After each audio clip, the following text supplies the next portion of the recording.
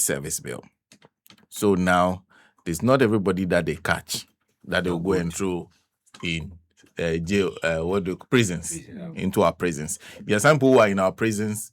Hey, some stories from our prisons are heartbreaking. There are people who have been on remand for 5 years. How can you be on remand for 5 years? The judge is I'm sure even that judge may have even left the bench or retired. That matter has never returned to that judge. So the Community Service Bill has been passed into law. I think what is left is the president will sign it, assent to it, and then we are done. Question is, why is this very important to us? Why should we value this?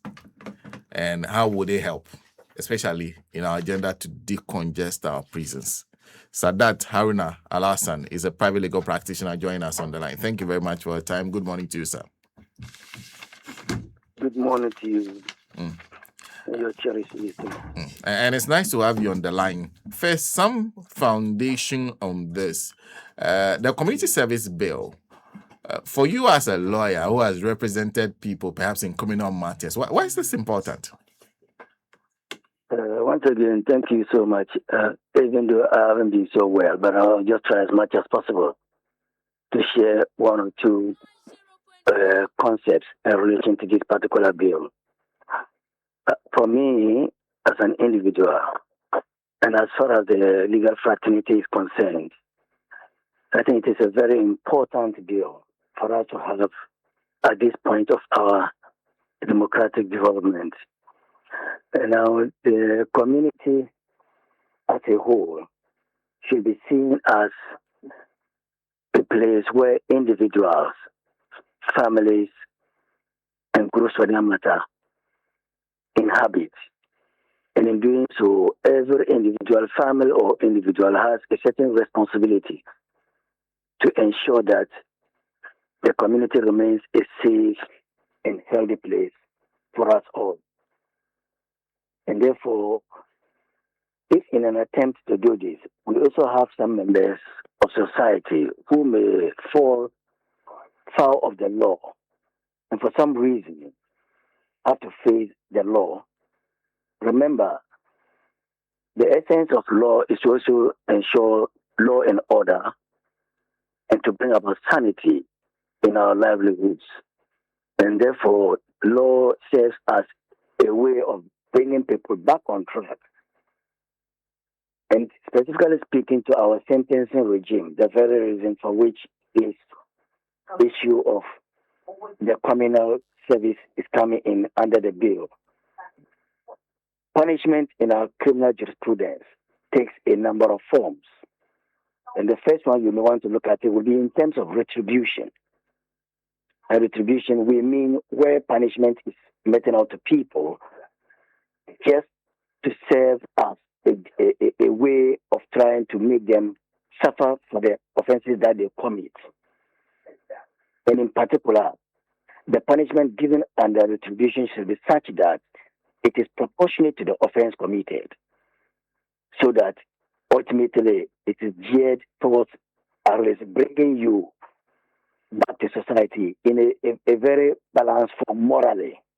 So that's the essence of retribution. You may also want to look at deterrence. The deterrence is also another form of punishment under our criminal jurisprudence, where the essence is simply to say that we are punishing you so that you, the offender, in that case, a specific deterrence. It will prevent you from engaging in that in the future. Or where it relates to the public or a number of persons, then we are talking about general deterrence. In that case, it is intended to prevent them from, or even reform them so that they don't engage in such activities in future or in similar crimes or any other crime in future. So that's the essence of deterrence. You may also want to look at it in terms of rehabilitation. And for rehabilitation, you are looking at a situation where you try to make people engage in some designed exercise that is intended to bring them or reintegrate them into society. And this could mean, one, trying to take them through a certain training or a capacity building. You may also want them to go through what you call any form of training or activity that is intended to make them assume a certain responsibility in society through a certain skill. And so that's what rehabilitation is intended to do, so that they are able to get back well integrated into society. And then you also have a particular type of punishment which may come in the nature of incapacitation. And incapacitation, we are looking at subjecting persons to either execution or even curtailing their freedoms, which means that you confine them to prisons. And that is normally where you see somebody is incarcerated into prison. And so for this reason, you must look at the growing nature of the society and also come up with appropriate or suitable punishments that will reflect the growing demands of society. Now, if you look at the bill, the objective of the bill is to ensure that persons do not completely lose out from their families. And by rehabilitation, at least there's that opportunity for people to still connect with their families when they go through, especially any form of training. Now, our prisons are also, to a very large extent, congested. And when there's congestion in prisons, remember the consequences that may come with that. Persons may have some diseases or illnesses. And in the course of that, some are transmitted. Remember, the rationale for imprisoning people is not necessarily to spread diseases, but it's intended, like I said, either to deter them or to just tell them that the offenses being committed are not supposed to be part of our society. And therefore, a lesson ought to be taught so that when they leave prisons, they become well integrated. Lessons will have been learned. And then, of course, they will reintegrate into society. And so when you have a situation where the prisons are congested, naturally it comes with its own consequences. And in modern society, you need to take advantage of some of the things that affect us. Our communities need to still be kept clean. So the intention of Parliament is to ensure that as part of even the causes of these floods, the blockage of these drainage systems and all that, the community service will come in handy here, where prisons or prisoners will be made able to assist in cleaning and draining some of these things. That ultimately will impact positively as far as flood prevention and other related incidents are concerned. And so there's a good reason for the bill, and I have no doubt that it's a very good bill, and anybody listening to or reading, having a good time to read the bill, will appreciate Parliament's efforts in trying to come up with that. And of course, it's a universal price. Almost every developed country has that kind of sentencing regime where community service is a very critical part of the judicial system. And so if we are bringing that by way of this bill, it's something that we should be very much excited about, and because of the positive impact it's going to create on our lives as individuals and, of course, as a society as a whole. And so I think that's a very good thing. And I wonder which offenses do you will fall under the bracket of maybe community service? At what point will the judge make a decision? So certainly you have some minor offenses that people suffer, people engage in, and then ultimately when they are convicted, they are also packed at the prison cells. When you visit there and you ask people what their offenses are sometimes, you begin to wonder why they are there. And so as offenses have been categorized, we have minor offenses, and then we have major offenses, and some will be in the nature of, misdemeanor. You have some other severe offenses in the nature of murder. You have manslaughter, you have stealing, armed robbery, and all that. And so the bill specifically will deal with all this, and of course, such minor offences that need not have people packed in the various prisons, will naturally be taken out so that they come under the community service. And that will also help transform our societies in a way for us.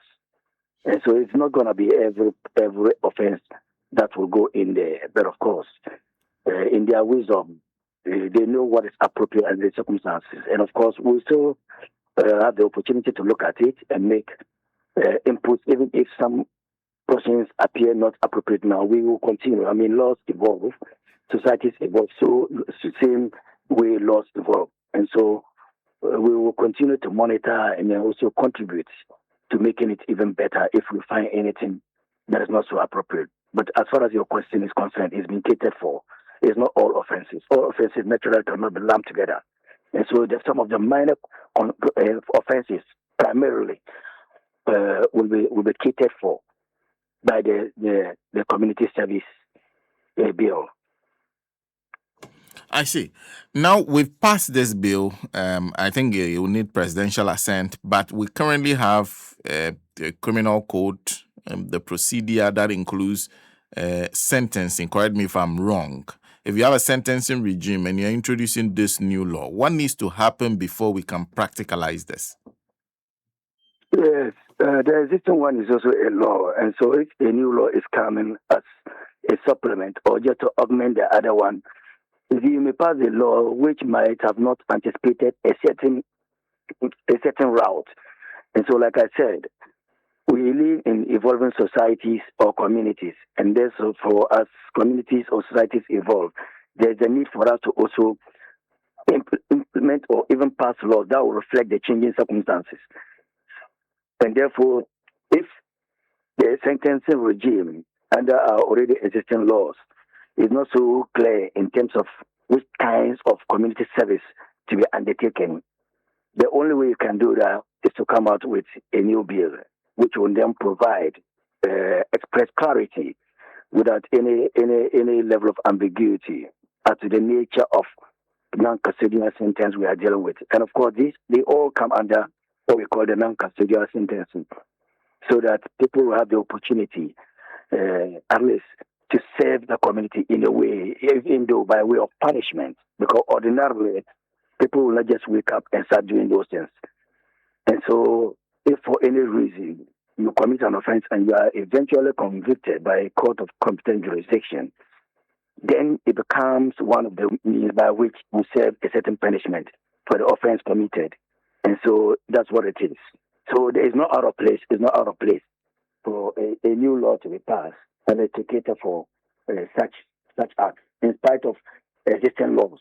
I mean, there are existing laws in a way, in terms of everything we want to do, but you do things and then you pass laws based on evolving, like I said, circumstances, so that everything is catered for without any element of doubt. You see, laws, we try to avoid doubt. Where there is doubt, then it would certainly go in favor of whoever the doubt is to be applied. And so, for instance, when you have a criminal, and remember, we are dealing with criminal law here.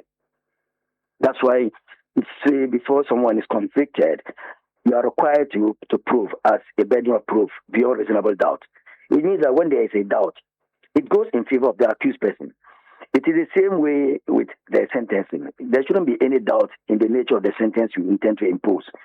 There should be clarity and sufficient clarity for that matter. And so that's why it's important that if we intend to now have community sentence fully blown out, then we must do so in clear terms, devoid of any form of ambiguity. Well, thank you. Thank you for speaking to us. My pleasure. Well, that's Lawyer Sadat Haruna Alasan joining us on the line.